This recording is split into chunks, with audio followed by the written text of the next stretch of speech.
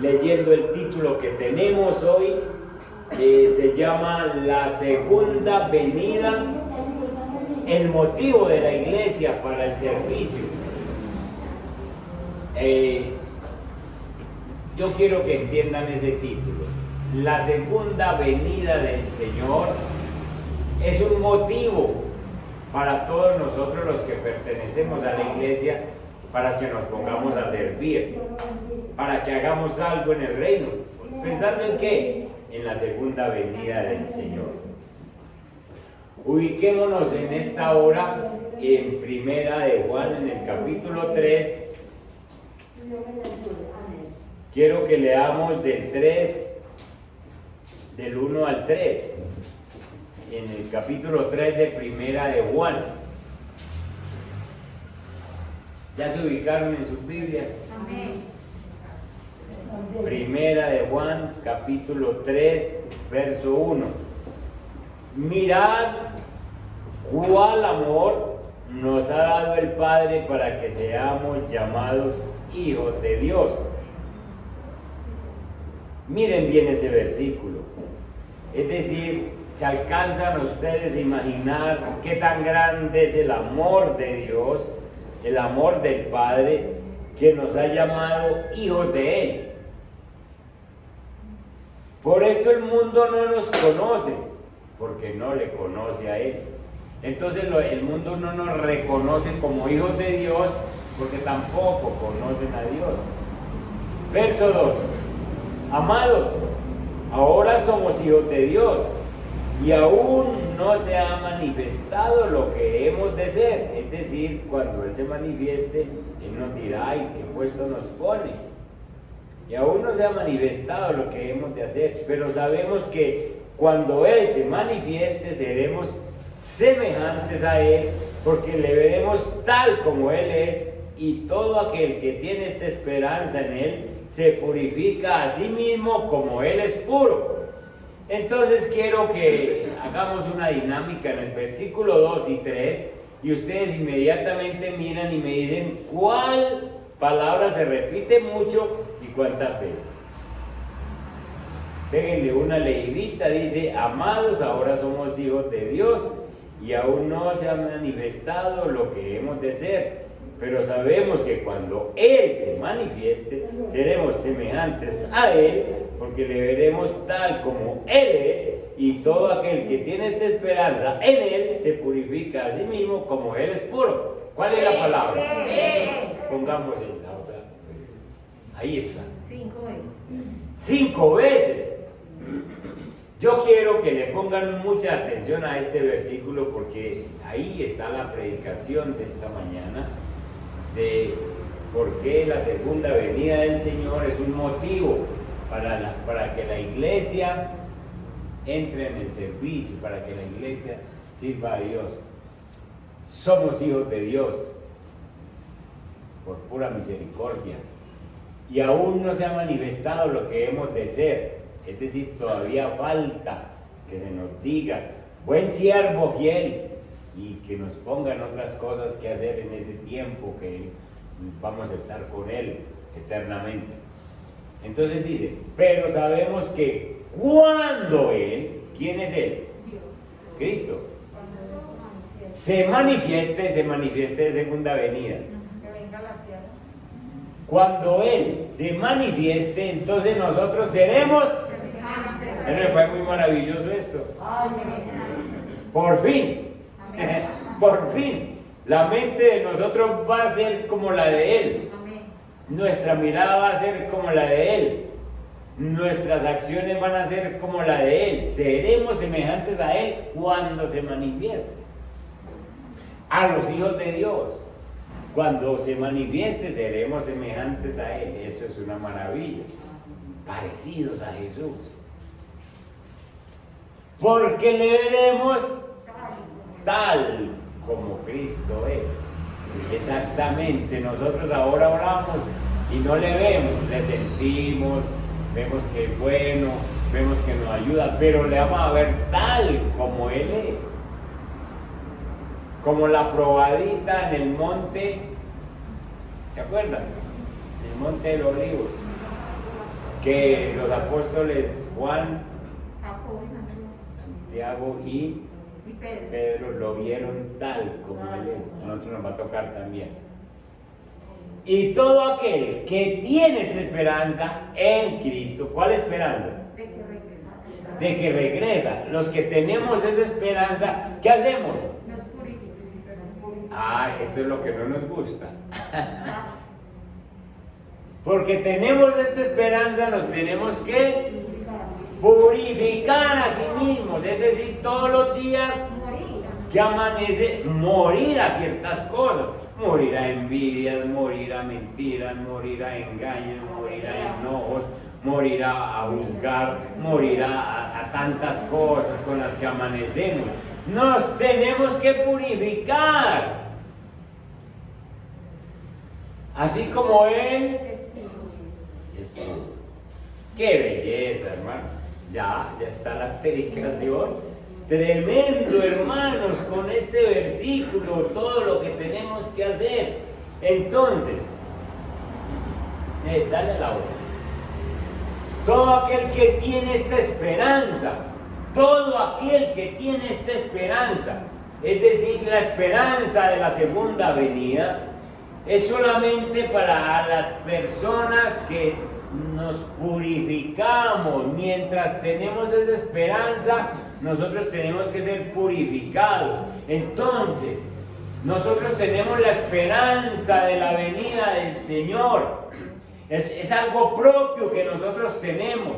Y solamente mientras tenemos esa esperanza, es que nosotros buscamos la purificación, buscamos cada día ser mejor. ¿Por qué? Porque la esperanza es una posesión particular del Hijo de Dios.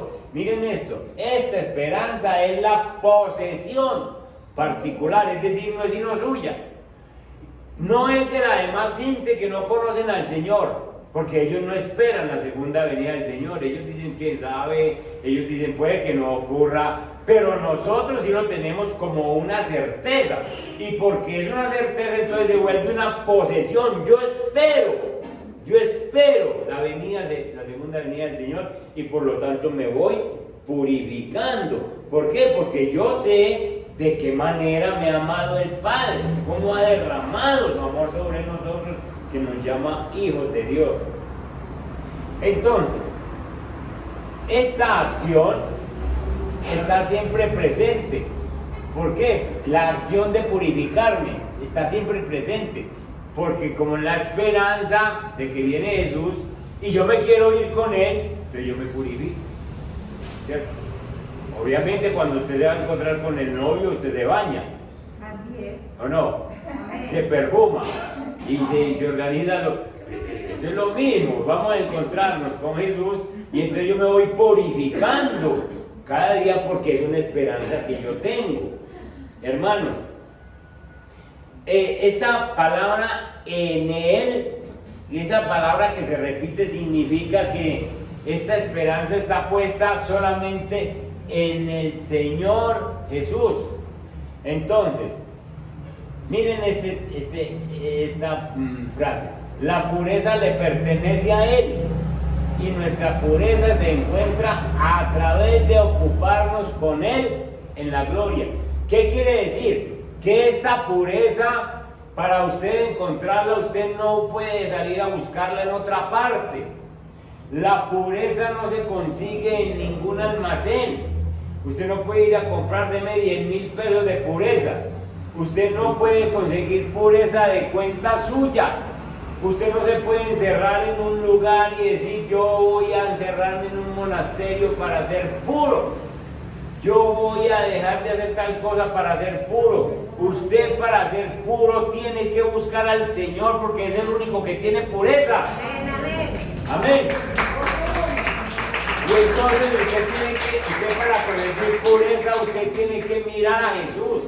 Usted tiene que contemplar a Jesús. Usted tiene que dedicarse a mirar, a entender a Jesús, y no lo logra sino leyendo Biblia. Si quiere pureza, usted tiene que mirar a Jesús. Esta pureza no se consigue en ninguna parte. Sabemos que hay monjes y monjas que se han metido en lugares encerrados y dicen, quiero ver puro. Y allá es donde más prostitución hay. Allá es donde más pecado hay. Allá es donde más enredos hay. Porque esta pureza se consigue, es propia de Jesús. Amén. Y no se consigue sino mirando a Jesús. Entonces, por eso, hermanos, la doctrina de la segunda venida de Cristo no es una mera doctrina para creerla, no es para decir, no, yo creo que Jesús viene, no es una teoría para ser mantenida en la mente, sino que es el más grande motivo para un verdadero servicio cristiano. Cuando yo entiendo la segunda venida del Señor, yo digo, entonces, ¿qué me toca hacer? Primero, purificarme, buscar la pureza. Primero, purificarme. Eso lo dice el apóstol Juan en esa carta. Los que sencillamente tenemos esta esperanza, nos purificamos a nosotros mismos. Entonces, nosotros con esa esperanza de la segunda venida, nos buscamos purificar cada día más.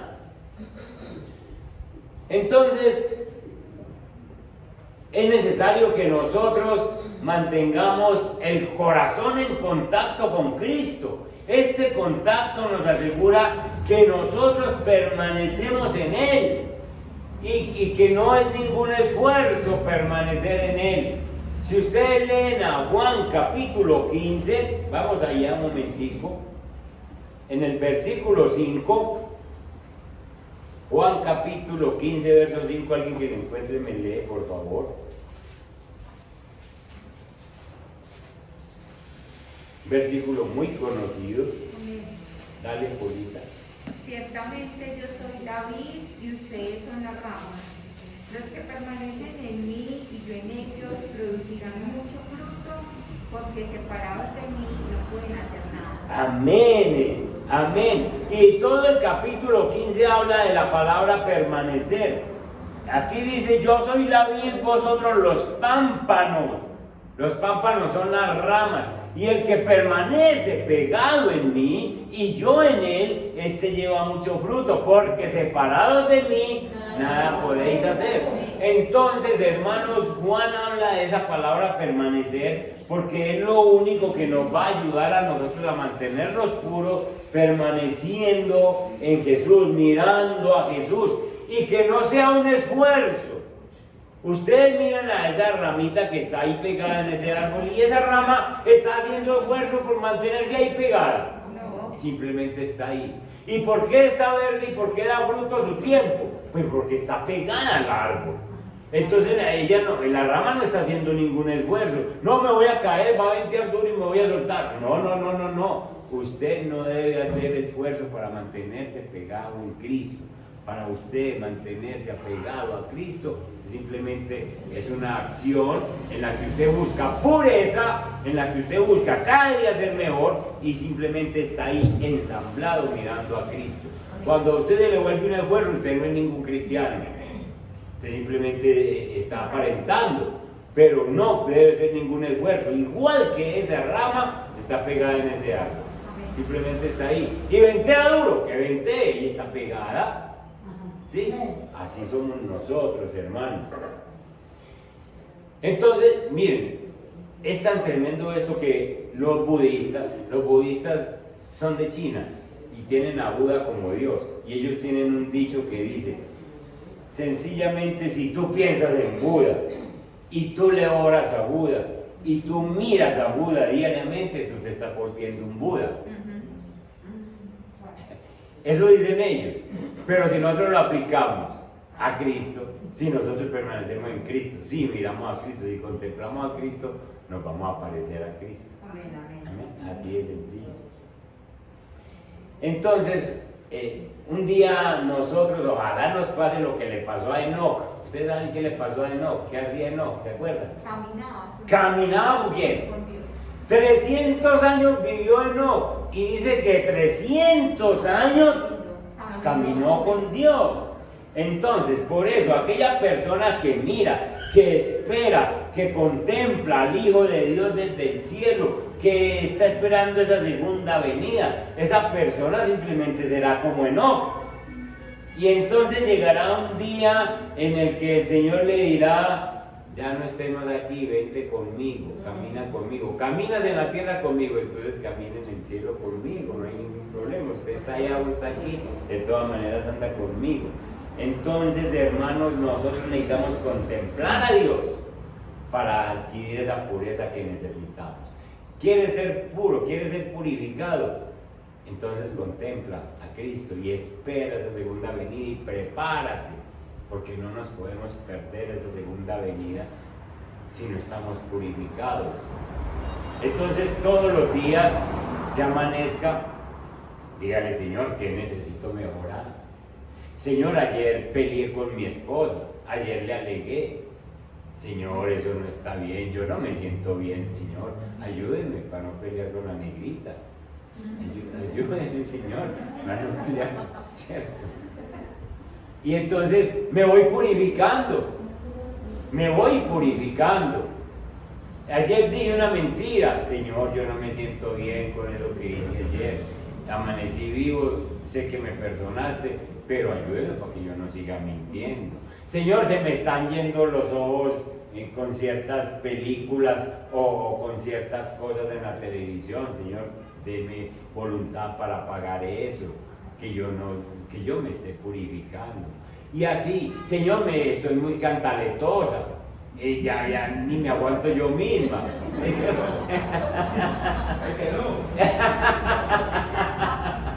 Ay, que no lo miro. Ay, que no le llega. Señor, entonces ayúdeme en eso, que yo sea diferente ayer, que yo, hermano, piensen en purificación. ¿Por qué Juan escribe esto?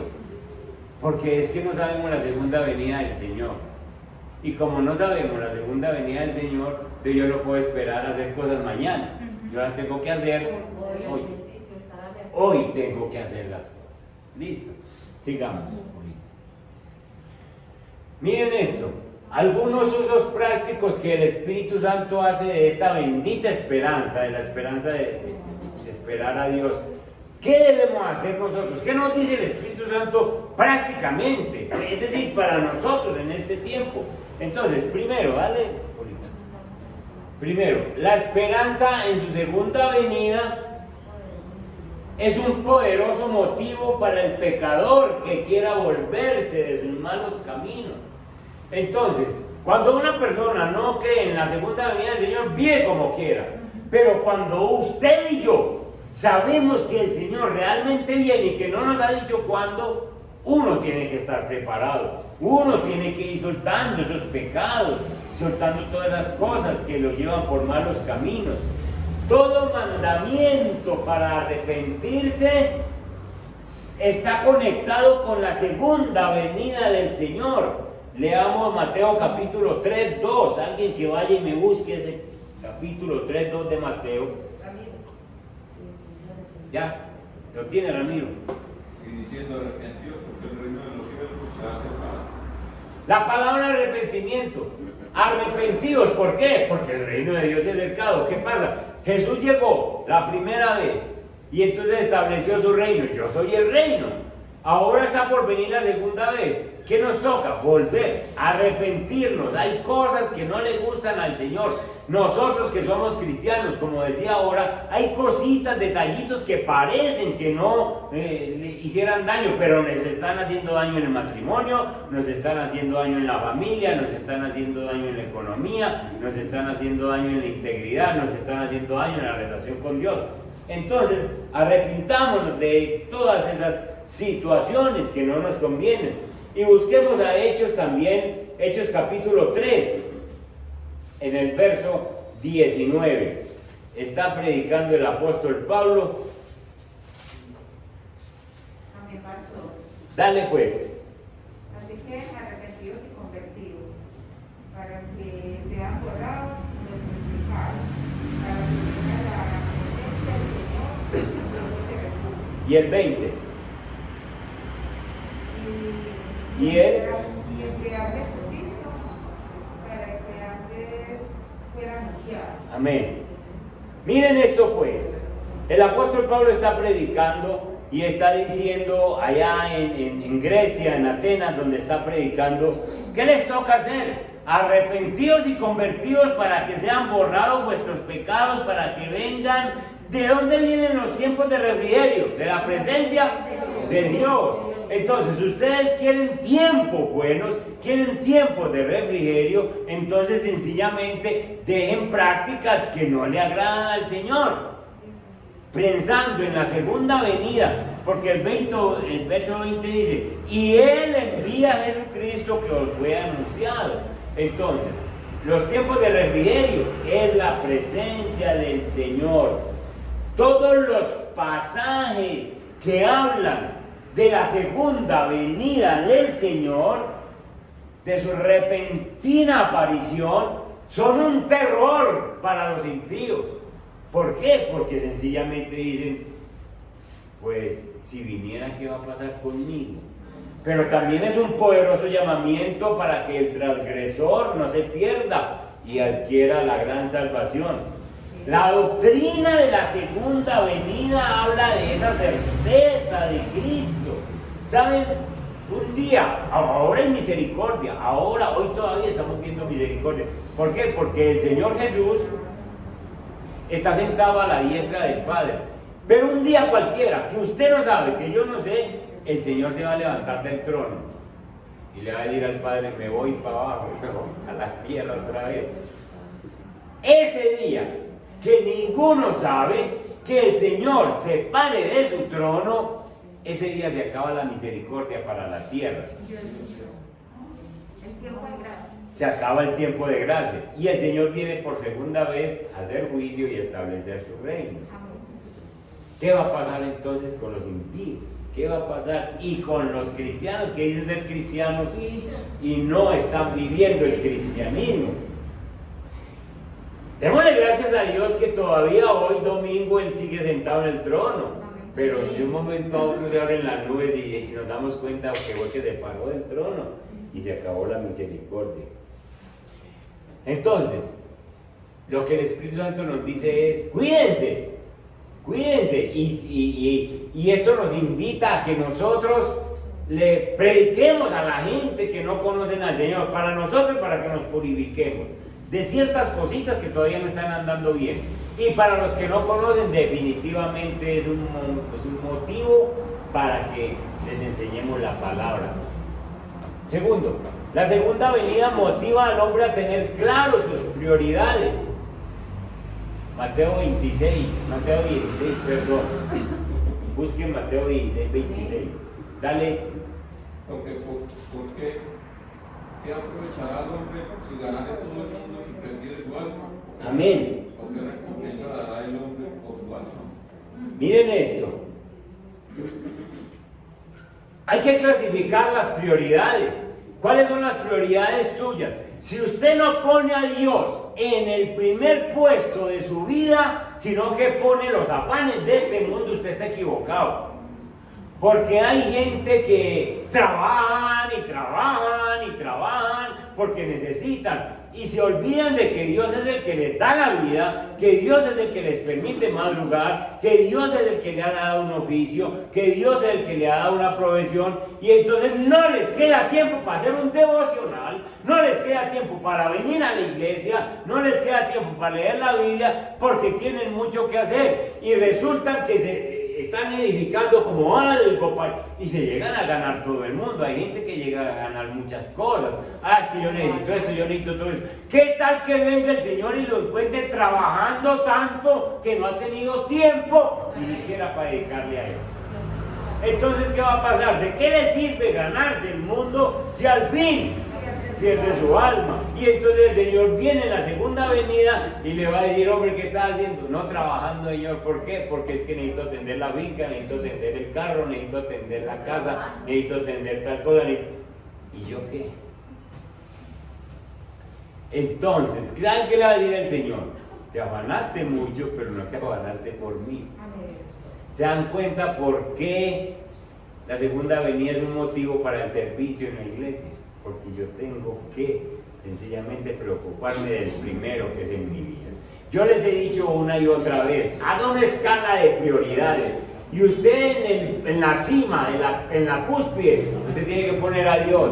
Dios es inamovible de ese punto. Que es que yo quiero mucho a mi esposa, que es que yo quiero mucho a mi esposo, que mi nieto tan querido, que no sé qué cosa. Usted no puede mover a Dios, porque Dios fue el que le dio ese esposo, Dios fue el que le dio esa esposa, Dios fue el que le dio ese hijo, Dios fue el que le dio ese nieto. Entonces si usted mueve a Dios de ahí, no siga construyendo. Por eso usted, como creyente, usted tiene que poner a Dios. Dios, ¿qué quieres?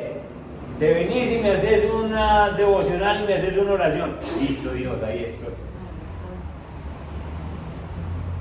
¿Por qué? Porque es que nosotros dependemos de Dios, no dependemos de otras personas. Dios es el que nos deja amanecer. Y como Dios es el que nos deja amanecer, a Él es que le debemos rendir el culto primero. Amén. Entonces, no podemos nosotros ponernos a construir y a ganar cosas y al fin perdemos el alma. Y la respuesta es que entonces el Señor vendrá en su segunda venida, dice ahí, y entonces pagará a cada uno según sus obras. En el verso 27 dice, es decir, a cada uno lo que está haciendo. Usted me ha servido, bien, usted no me ha servido, lastimosamente usted dedicó a hacer otras cosas pensando que yo no era capaz de suplirle para sus necesidades. Dios quiere que nosotros entendamos que Él es el que nos suple, y que para Él es primero todo. Tercera, de lo que nos dice el Espíritu Santo a nosotros, en la segunda venida no se reconocerá a los que se avergonzaron del Evangelio. En Marcos 8:38, dale. Dice así Marcos 38, porque el que se avergonzare de mí y de mis palabras en esta generación adúltera y pecadora, el Hijo del Hombre se avergonzará también de él, cuando venga en la gloria de su Padre con los santos ángeles. Amén. Entonces, las personas que hoy se avergüenzan del Evangelio, las personas que de pronto temen a que les digan evangélicos, temen a que les digan que cambiaron de religión. Las religiones nunca han servido para nada, hermanos. Lo que se necesita es una buena relación con Jesús. Una buena relación. Entonces, si a usted le da pena con la familia y niega el Evangelio, si a usted le da pena con amigos y niega el Evangelio, o sencillamente usted no camina como debe caminar con el Evangelio, se está avergonzando de Dios, entonces el día que el Señor aparezca no reconocerá a esas personas que se avergonzaron del Evangelio. Porque le recordará el versículo, el Hijo del Hombre se avergonzará también de esa persona cuando venga en la gloria de su Padre con los santos ángeles. ¿Qué le parece a usted esa situación que uno vaya arrimándose a Jesús y le diga, ¿y usted a qué viene? ¡Qué pena! ¡Qué vergüenza! ¿Y usted qué está haciendo ahí? Si usted en la tierra ni siquiera cogió la Biblia, si usted en la tierra ni siquiera se arrimó a una iglesia, si usted en la tierra ni siquiera creía en lo que decía la palabra, ¿a qué viene? Entonces el Señor Jesús sencillamente se avergüenza. No nos avergoncemos del Evangelio, hablemos del Evangelio, sencillamente. Ahora, precisamente en este tiempo, estamos haciendo un curso de evangelismo vía Zoom. Y allí se nos dice que se predique en todo lugar, en todo momento, y que se le predique a todas las personas que tengamos cerca, porque sencillamente nosotros no sabemos a quién va a salvar el Señor. Y el Señor nos dijo que evangelizáramos todos, no unos cuantos, no todos. Exactamente. Porque Él es el que sabe, Él es el que convence. Cuarto, con la segunda venida se da el verdadero consuelo en el duelo. Busquemos a Primera de Tesalonicenses capítulo 4, verso 13. Entonces, Amén. dale, Público. Primera Tesalonicenses 4:13. Sí. Y ahora, amados,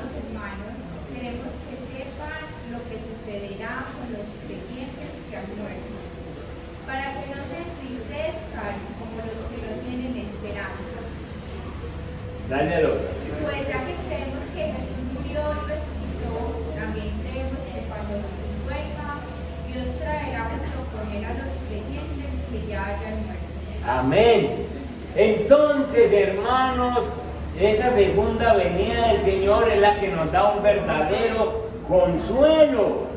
¿Por qué? Porque aquellas personas que hayan perdido a familiares cristianos, si usted ha perdido su papá cristiano, su mamá cristiana, su hermano, su esposo, su esposa, sus hijos cristianos, usted ya debe consolarse. ¿Por qué? Porque el Espíritu Santo le manda que se consuele, porque usted lo va a volver a ver. Ya les dije en una predicación, porque dice muy claro: tampoco queremos, hermanos, que ignoréis acerca de los que duermen, para que no os entristezcáis como los otros que no tienen esperanza. Los que no tienen esperanza es que no conocen la segunda venida del Señor. Versículo 14: porque si creemos que Jesús murió y resucitó, así también traerá Dios con Jesús a los que durmieron en él. Es decir, que si nosotros se nos fueron hermanos cristianos, personas cristianas, consolémonos sabiendo que los vamos a volver a ver. Y entonces eso, yo dejo de llorar, yo dejo sencillamente de deprimirme, porque yo sé: Señor, yo anhelo esa segunda venida que va a ser en el día menos pensado, porque voy a encontrarme con fulano de tal. ¿Sí? No como el consuelo que se da hoy en día.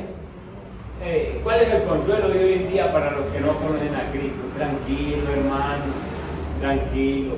Seguramente se fue para el cielo, porque es que Dios es un Dios bueno y Dios no echa a nadie al infierno. O tranquilo, hermano, que yo voy a una de las novenas y lo acompaño.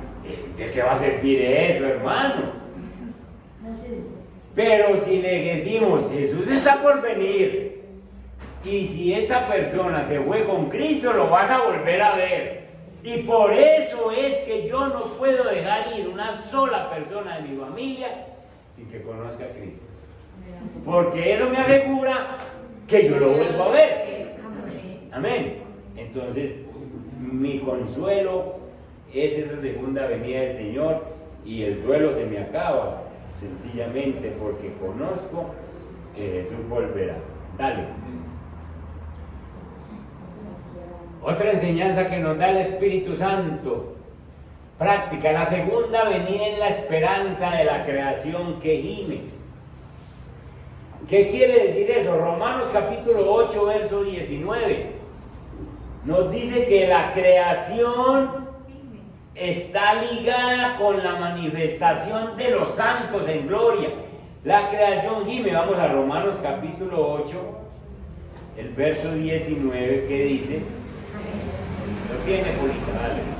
Pues toda la creación espera con anhelo el día futuro en que Dios revelará quiénes son verdaderamente sus hijos. Amén.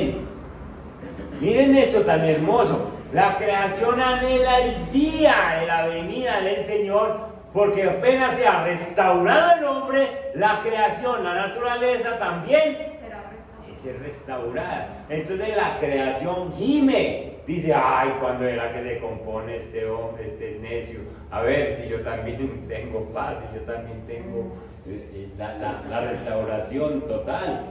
Entonces el anhelo ardiente de la creación es el aguardar la manifestación de los hijos de Dios, porque la creación misma será libertada de la esclavitud de corrupción y saldrá a la libertad gloriosa que tienen los hijos de Dios. Entonces, hermanos, la naturaleza depende de nosotros. Yo ya les dije: los ecologistas, los ambientalistas se revientan la cabeza a ver cómo limpian el planeta. ¿Sabe cómo se limpia el planeta? Limpiando de usted. Amén. Porque la creación está ligada al planeta, al hombre. Entonces, cuando el hombre se limpia, la creación es limpiada. Claro, deja de hacer daño.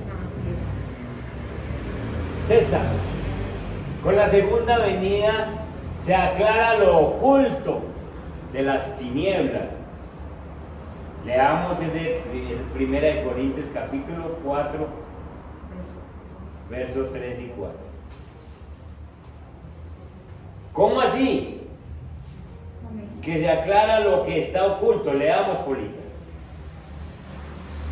En cuanto a mí, me importa muy poco cómo me califiquen ustedes o cualquier autoridad humana. Ni siquiera confío en mi propio juicio en este sentido.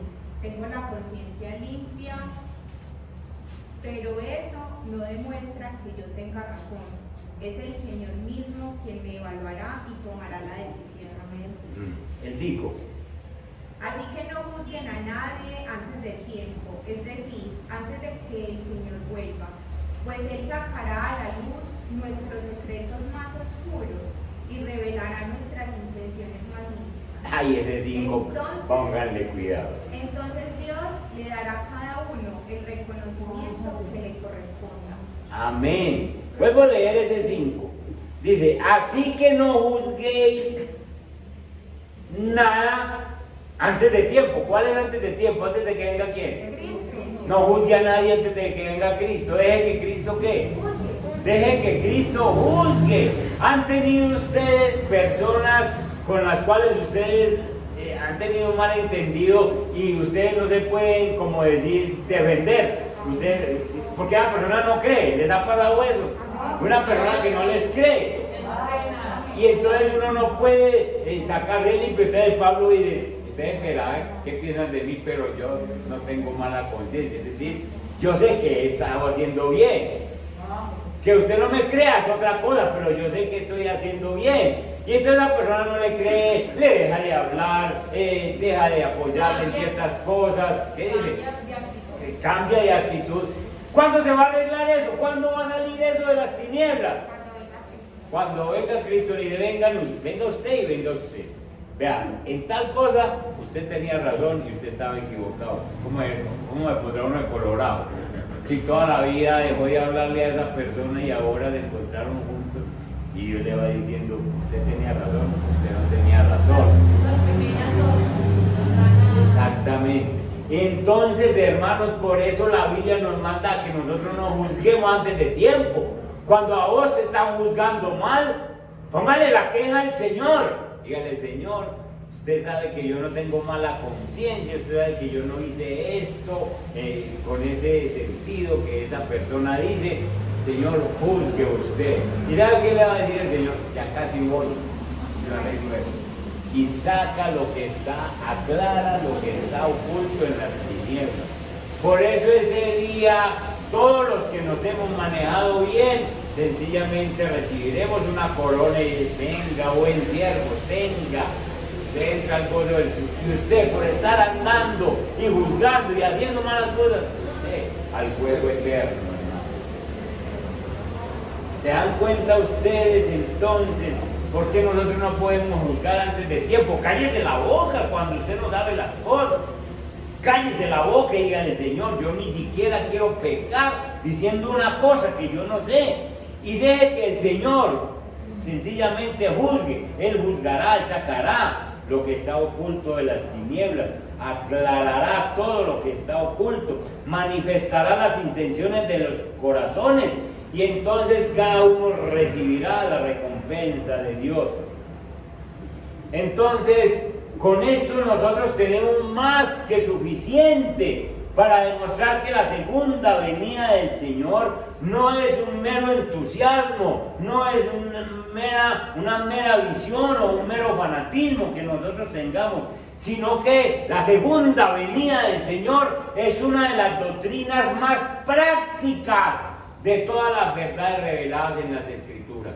Viene el Señor Jesús, tú te tienes que purificar, tú tienes que cambiar lo que el Espíritu Santo te está diciendo que cambies y tienes que obedecer su palabra, porque cuando Él venga, sencillamente va a poner todas las cosas en claro. Dale, Polita. No, la anterior. Esa. ¿Qué razón? Ojo con este tema. La conexión que tiene la segunda venida con la obra misionera. ¿Cuál es la obra misionera? El evangelismo. Sí. Amén. Hay una pregunta. ¿La doctrina de la segunda venida tiende a paralizar los esfuerzos misioneros? Algunas personas pensaban que si Jesús está por venir, ¿para qué entonces evangelismo? ¿Para qué yo hablo si Jesús está por venir y ya va a encontrar a aquel borracho, ya va a encontrar a aquel? Entonces yo ya ¿para qué hablo si Jesús está por venir? Es todo lo contrario, hermano. Es todo lo contrario. Como Jesús está por venir, entonces usted y yo tenemos que activar la obra misionera. Nosotros tenemos que correr a hacer lo que el Señor nos dice. ¿Por qué? Porque, escuchen, nosotros no vamos a lograr evangelizar a todo el mundo, pero sí puedo evangelizar al que me encuentro, con el que hablo hoy. Y si Jesús viene mañana, por lo menos le hablé a uno. Dios a mí no me exige que yo evangelice a todo Envigado. No, Dios me está pidiendo que evangelice por lo menos, que le hable a los que Él me ponga en el camino, a los que yo pueda conversar con ellos, a los familiares, a las personas cercanas. Hermanos, esta obra misionera hay que hacerla. Uno cree que evangelizar es que todas las personas, cuando yo les hablo, se conviertan. Entonces, si yo salgo a Bedonia, a Magá, a cualquiera de estos pueblos, a Venecia, o aquí mismo en Envigado, y entonces yo evangelizo y le hablo a la gente, y en el día no se me convierte nadie, y le hablo a 10, y no se me convierte nadie. La tendencia mía es a pensar que fracasé. Pues quiero decirle que eso es lo que estamos estudiando en este tiempo. Usted no fracasó, usted evangelizó, porque hay algunos que se van a convertir, eso lo sabe el Espíritu Santo, y hay algunos que no se van a convertir. Pero el día que usted se pare delante del Señor, el Señor le dijo, usted evangelizó. Le va a decir, usted evangelizó, que no se convirtieron, es otra cosa, pero que evangelizó. Es decir, que usted hizo el trabajo. Como cuando uno sale a vender, uno sale a vender tamales, y entonces uno regresa a la casa y no vende sino uno. Pero él vendió y estuvo vendiendo. Y ofreció y de pronto la otra salía. Exacto. Eso es. Usted salió a trabajar. Lo mismo es con el evangelismo. Uno de los ejemplos de esta iglesia misionera que esperaba la segunda venida del Señor es la iglesia de Tesalónica. Leamos Primera de Tesalonicenses 1 del 7 al 8.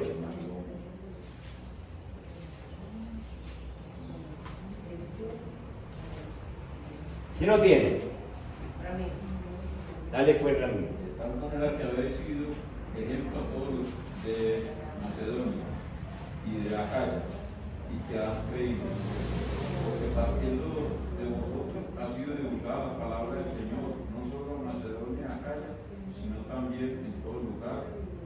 Vuestra fe en Dios se ha extendido de modo que vosotros no tenéis necesidad de hablar nada. Miren esto como, ustedes saben que Pablo, que escribe las cartas a todas estas iglesias, a todas les llama la atención, menos a los tesalonicenses, porque la iglesia de los tesalonicenses es un modelo, es un ejemplo de iglesia que espera al Señor, pero durante esa espera ellos hacen la obra misionera, ellos predican. Y entonces Pablo les dice, de tal manera que habéis sido ejemplo. Ustedes tesalonicenses han sido ejemplo a todos los de Macedonia y de Acaya que han creído, porque partiendo de vosotros, es decir, saliendo de su iglesia, ha sido divulgada la palabra del Señor no solo en Macedonia y Acaya, sino que también en todo lugar. Vuestra fe en Dios se ha extendido, de modo que nosotros no tenemos necesidad de hablar nada, porque ustedes ya hablaron. Entonces, la iglesia de Tesalónica es un ejemplo de que esperaba al Señor, pero durante esa espera predicaba la palabra, enseñaba, daba testimonio, les decía a la gente, el Señor está por venir, venga, arrepiéntase, venga, cambie esa forma para que usted no se vaya a perder, Dios está por venir. Hermanos, veamos esta, el 9 y el 10. Dale. Pues no dejen de hablar de la maravillosa venida que ustedes nos dieron y de cómo se apartaron de los ídolos para servir al Dios vivo y verdadero. También comentan cómo ustedes esperan con ansia de la venida desde el cielo del Hijo de Dios, Jesús, a quien Dios levantó de los muertos. Él es quien nos rescató de los horrores del juicio venidero. Amén. Amén. Miren cómo el apóstol Pablo les dice a estas personas de los tesalonicenses, les dice 3 cosas especiales que ellos han hecho en esos versículos. Ellos se han vuelto de los ídolos a Dios. Es decir, han dejado los ídolos y se han vuelto a Dios. Ellos se han dedicado a servir al Dios vivo y verdadero. Mientras viene el Señor, ellos dicen, nosotros vamos a servir en la iglesia con lo que el Señor nos pone. Y tercero, ellos esperan el Hijo de Dios del cielo. Ellos están esperando con gran anhelo la segunda venida del Señor. Eso nos toca a nosotros, hermanos, dejar los ídolos completamente. Hay creyentes que son medio creyentes porque unas veces creen en lo que dice la Biblia y otras veces se ayudan con lo que está afuera, con lo que les ofrece el mundo. Y entonces vienen y le oran al Señor para que los sane, pero van donde el brujo de Girardota. Van donde el brujo de Caldas. Y entonces mantienen allá y aquí, mantienen allá y aquí. Si uno no deja los ídolos como hicieron los tesalonicenses, uno entonces no puede esperar esa segunda venida del Señor, ni puede servir al Dios vivo y verdadero. Y esperar con anhelo esa venida del Señor. Sí, ellos esperaron al Hijo de Dios viniendo del cielo. Entonces los tesalonicenses no estaban pensando en la muerte. Ellos pensaban más en la venida de Dios. Aquí hay cristianos que piensan más en la muerte. Ay, que yo me muero con mi muchachita. Para eso no está Dios, pues mío. Los tesalonicenses no pensaban ni en la muerte. Los tesalonicenses no pensaban tampoco en que todo el mundo se tiene que convertir. El tesalonicense pensaba, hoy amanecí, hoy me encontré con tal persona, hoy diablo que el Señor de pronto viene mañana. Y ellos no pensaban en alcanzar a todo el mundo, ellos pensaban en llevar la obra misionera. Los tesalonicenses no pensaban en que el reino romano los estaba oprimiendo. Los tesalonicenses solamente pensaban en que Jesús estaba por venir y que ellos necesitaban purificarse y ellos necesitaban hacer la obra misionera. Amén. Entonces, por eso es que ustedes leen la carta de los tesalonicenses, la primera y la segunda, y cada 4 versículos, ustedes van a encontrar un versículo que habla de la segunda venida del Señor. Si ustedes quieren aprender de la segunda venida del Señor, léanse primera y segunda de Tesalonicenses, porque cada 4 versículos hablan de eso. Ese es el tema de ellos. Por eso Pablo los alaba, Pablo los bendice. Entonces ellos simplemente tenían claro esa segunda venida del Señor y tenían, nosotros nos tenemos que purificar y nosotros tenemos que hacer la obra misionera. Dale, Fulita.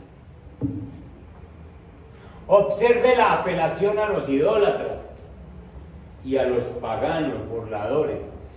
Entonces, vamos a leer esta cita de Hechos 17, del 30 al 31, y Judas, verso 14 y 15. Qué poderoso es que cuanto más hablamos de la segunda venida del Señor, más nosotros entendemos que este es un motivo para servir en la iglesia, que es un motivo grande para nosotros servir en la iglesia, y que los idólatras, los paganos, los que no creen, tendrán su juicio en esa segunda venida del Señor. Hechos capítulo 17, el verso 30. ¿Quién lo tiene? Dale.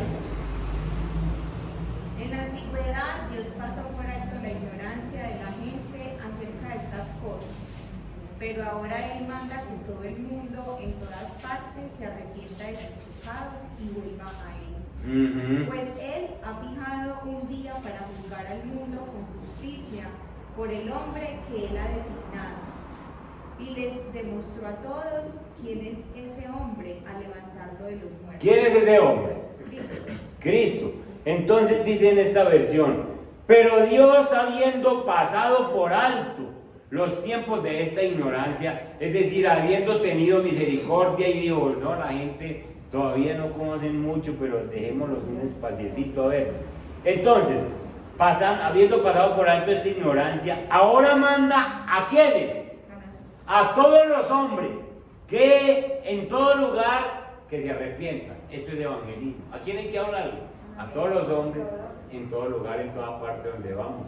A que se arrepientan. Es un mandato del Señor, no es una opción, porque Él vuelve. Entonces Él manda a que la gente se arrepienta, por cuanto ha establecido un día en el cual juzgará al mundo con justicia por aquel varón a quien designó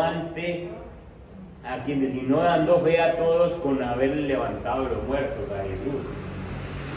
Entonces aquí hay una apelación a los idólatras y a los paganos. Es una orden de Dios que se arrepientan. Es una orden de Dios porque viene a juzgar y viene a reinar. Entonces Dios da la orden. No es una opción. Y cuando leemos a Judas, vamos a Judas, capítulo, verso 14, porque no hay sino un solo capítulo. Judas en el verso 14 dice, de estos también profetizó Enoc, séptimo desde Adán. Es decir, Enoc, el que caminó con Dios, era la séptima persona después de Adán. Diciendo, he aquí vino el Señor con sus santas decenas de millares. ¿Para qué vino? Para hacer juicio contra todos y dejar convictos, es decir, encerrados, a todos los impíos de todas sus obras impías que han hecho impíamente y de todas las cosas duras que los pecadores impíos han hablado contra Él. ¿Sí ven cómo repite la palabra impío? Es decir, que el Señor a los burladores, a aquellas personas que se burlan del Evangelio, que hacen cosas impías, Dios ha dicho por medio del profeta Judas, ha dicho que vendrá para darles juicio, para darles ese castigo. Entonces, hermanos, dale, Polita, pasemos a la conclusión. Todos los profetas y apóstoles concuerdan en testificar que el mundo nunca conocerá la bendición sin el bendito. Usted nunca va a conocer la bendición sin el bendito, sin Jesús. Nunca conocerá la paz hasta que el príncipe de paz regrese. En este mundo no va a haber paz.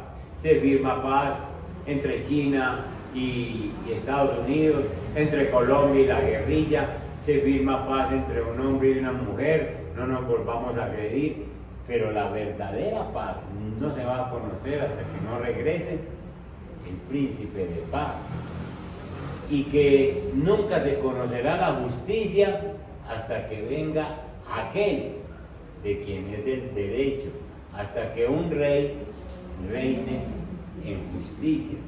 Entonces, hermanos, nosotros definitivamente tenemos que esperar esa segunda venida del Señor, como dice nuestro hermano Juan, purificándonos cada día. Ahorita volvamos a la primera donde está el versículo y pónganse en pie, por favor. Pónganse en pie y oramos. La segunda venida es un motivo para servir en la iglesia. ¿Qué estás haciendo en la iglesia? ¿Qué estás haciendo por la iglesia? ¿Tienes como propiedad el anhelo de la segunda venida? Entonces oramos diciendo: Señor, ahora somos hijos tuyos. Aún no se ha manifestado lo que hemos de ser, pero sabemos que cuando tú vengas, cuando tú te manifiestes, seremos semejantes a ti, Señor. Anhelamos ese día en que por fin nos parezcamos a ti, porque te veremos tal como tú eres, Señor. Y todo aquel que tiene esta esperanza de tu segunda venida, se purifica a sí mismo, porque tú eres puro. Señor Padre que estás en los cielos, nos acabas de hablar, la pureza no se consigue, Señor, de cuenta de uno. La pureza no la tiene ningún personaje en esta tierra, no la tiene ningún almacén, no la venden. La pureza solo se consigue mirándote a ti, Señor, esperándote a ti. Y en esa esperanza, Padre Santo, nosotros vamos dejando todas aquellas cosas que a ti no te agradan. Señor, bendice la iglesia, bendice a todos los hermanos que nos están oyendo, Señor, para que en este tiempo nosotros entendamos que definitivamente tú exiges la purificación para tu segunda venida. Tú te vas a aparecer en las nubes, Señor, y nosotros tenemos que dar el tono, la medida, la vibración necesaria para que tú nos puedas levantar, Señor, y estar contigo, Padre Santo. Señor, no sabemos ni el día ni la hora de tu segunda venida. Por lo tanto, Señor, nos mantenemos listos. Ayúdanos a que hoy, Señor, arreglemos aquellas cosas que dañamos ayer. Ayúdanos, Padre Celestial, para que no juzguemos a nadie, porque tú juzgarás.